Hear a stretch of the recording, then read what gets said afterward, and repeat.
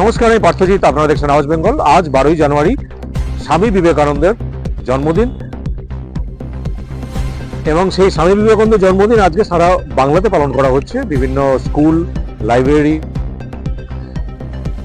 অনেক দল, রাজনৈতিক দল তারাও পালন করছেন, অনেকে ব্যক্তিগতভাবে বিভিন্ন ক্লাবে পালন করছেন। এই 12ই জানুয়ারির যে দিনটা, এটাকে কিন্তু ন্যাশনাল ইউথ ডে হিসেবেও কিন্তু ঘোষণা করা হয়েছিল বেশ কিছু আগে। এবং এই 12ই জানুয়ারি যে দিনটা, স্বামী বিবেকানন্দের জন্মদিবস, যেটা জন্মদিন, সেটা যেমন বাংলায় সবাই পালন করে, নির্বিশেষে, পার্টি নির্বিশেষে সাধারণ মানুষ পালন করে, একইভাবে বাংলার বাইরেও কিছু সংগঠনও কিন্তু পালন করে। তার মধ্যে একটা সংগঠন হচ্ছে এবিভিপি, অখিল ভারতীয় বিদ্যার্থী পরিষদ, বিজেপিরই একটা সংগঠন, যদিও আরএসএস এর সংগঠন। তারা বিজেপির সঙ্গে সম্পর্ক রেখেই চলে এবং তারা বিজেপিরই ছাত্র সংগঠন বলা হয়, কিন্তু তারা বলেন যে না, আরএসএস এর সঙ্গে যুক্ত আছে। তাদের কিন্তু প্রধান যে ফেস হিসাবে, মুখ হিসাবে বিভিন্ন ব্যানার, পোস্টার, সেখানে কিন্তু স্বামী বিবেকানন্দকে রাখা হয়। যতটুকু আজকে পালন করছে, একইভাবে বিজেপিও পালন করছে স্বামী বিবেকানন্দ জন্মদিন। বাংলার বাইরে যারা পালন করছেন, এই যে পার্টি যারা রয়েছে স্বামী বিবেকানন্দ, তার মধ্যে অনেকে অবশ্যই স্বামী বিবেকানন্দ যে জীবন, তার বিভিন্ন যে মূল্যবান উপদেশ, সেটাও কিন্তু পালন করার চেষ্টা করেন, কিন্তু সেটা খুব কম মাত্রায়, সংখ্যায়। অধিকাংশ এই যে পার্টি কর্মী যারা রয়েছে বাংলার বাইরে, যারা অবশ্যই এই মুহূর্তে বাংলা দখল করার জন্য চিন্তা করছেন, চেষ্টা করে যাচ্ছেন সর্বতভাবে, তারা স্বামী বিবেকানন্দের ছবিটাকে নিয়েছে। স্বামী বিবেকানন্দের যে ওই যে ইমেজ, সেইটাকে সামনে তো রেখেছেন, সব ঠিক আছে, কিন্তু স্বামী বিবেকানন্দ যে ভাষায় কথা বলতেন, সেই ভাষাটার প্রতি কি শ্রদ্ধা তাদের আছে? বাংলা ভাষা, যে ভাষাতে উনি এত লিখেছেন, সেটা অনুবাদ এরা পড়েন বাইরে, বাংলার বাইরে। তারা কিন্তু অনেকেই আজকে শুধু স্বামী বিবেকানন্দের ছবিটাকে নেওয়া হয়েছে, ইমেজটাকে নেওয়া হয়েছে, কিন্তু তার জীবন দর্শনকে নেওয়া হয়নি। এমনকি উনি যে নন ভেজ খেতেন, সেটাও কিন্তু অ্যাকসেপ্ট করেন না।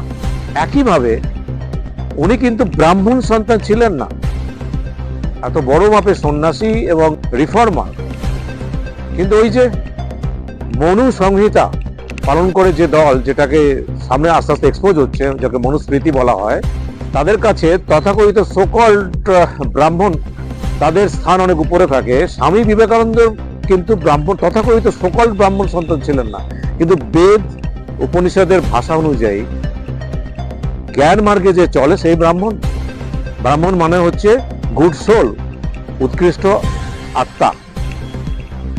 গুড সোল মানে যে নলেজ মার্গে যে চলছে, সে ব্রাহ্মণ। এবং বেদের সময়ও কিন্তু এইভাবে বাই বার্থ ব্রাহ্মণ ছিল না, ব্রাহ্মণের ছেলে ব্রাহ্মণ, এটা হতো না।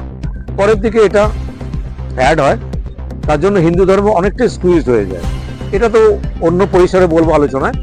কিন্তু স্বামী বিবেকানন্দ যখন ব্রাহ্মণ ছিলেন না, এবং ওনার কোনো সংবর্ধনা যখন অনুষ্ঠান, শিক্ষকতা যখন ফিরে আসেন, সেখানেও কিন্তু দেখা যায় উনি অনেকেই কিন্তু প্রখ্যাত নামা সেই সমাজে অনেক ব্যক্তিত্ব, তারাও কিন্তু সেই সভার সভাপতিত্ব করতে চাননি, সভাপতি উপস্থিত হতে চাননি। এই যে সমাজের এই যে বর্ণাশ্রম, বর্ণভেদ, যার এগেনস্টে স্বামী বিবেকানন্দ সারা জীবন বলে গেছেন, এবং নতুন বাংলা তো করেছে, নতুন ভারত তৈরি করার পিছনে অনেক ভূমিকা অনস্বীকার্য।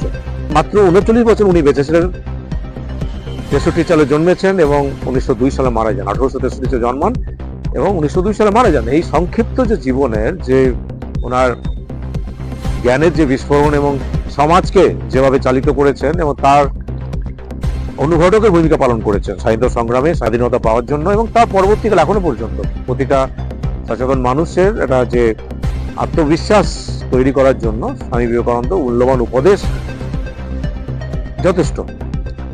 কিন্তু সেই স্বামী বিবেকানন্দকে শুধু ব্যবহার করলাম, কিন্তু তার যে উপদেশ, তার যে লাইফস্টাইল, তার যে ফুড হ্যাবিট, তার যে চিন্তা ভাবনা, কিভাবে সমাজকে দেখছেন, জাতিবাদ বিরোধী মানসিকতা, এই মানসিকতাগুলো কি যারা তার ছবি নিয়ে রাজনীতি করছে, রাজনৈতিক দলগুলো, তারা কি ভেতর থেকে সেটা মনে করে, পালন করে?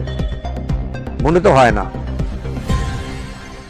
আজকে আওয়াজ বেঙ্গলের তরফ থেকে স্বামী বিবেকানন্দ কে প্রণাম জানাই, ওনার যে কর্মকাণ্ড, বিশাল যে কর্মকাণ্ড, তাকে শ্রদ্ধা জানাই। আশা করব যে সমাজ নতুনভাবে স্বামী বিবেকানন্দকে বিশ্লেষণ করবেন এবং অবশ্যই সেটা আত্মীকরণ করবেন। ভালো থাকবেন। জয় ভারত, জয় বেঙ্গল।